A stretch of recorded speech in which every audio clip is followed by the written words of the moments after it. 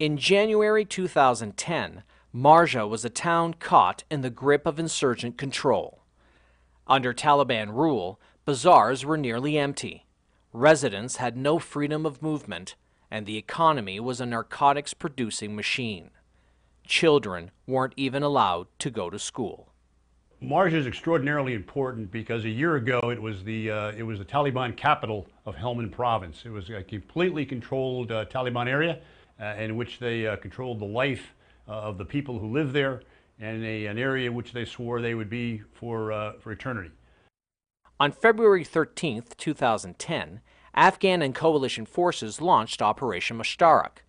The aim was to clear Marjah of its insurgent stronghold. The real attack started in February. The strategy within Marjah, we shifted a bit in the early part of the summer. And we began to push out of Marjah to where the enemy bedded down, where he rested. And we didn't give him the ability to do that. This strategy drove the enemy out of the district center, but there was still a need for a local security force.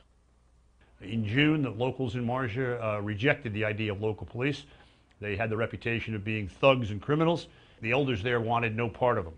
Through a series of meetings with local elders, coalition leaders eventually convinced the elders to accept the idea of local law enforcement. Now there's over 300 policemen on duty within the town of Marjah. Over 100 of those men are local boys, recruited from the Marjah families.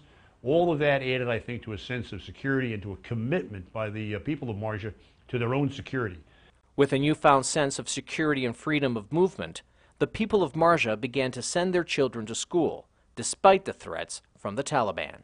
It's phenomenal growth in Marjah, which it's just not even the same district that I walked in, 9 months ago. And it was great to see. I mean, the little girls and their faces and their smiles, and not running around in the bazaars, not in the fields, but in schools. The success of Marjah is an example for other communities to emulate in Helmand province.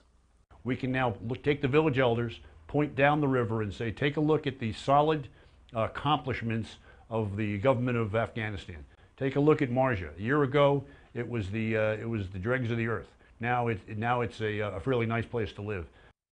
Reporting from Camp Leatherneck, Afghanistan, I'm Staff Sergeant Phillip Grondin.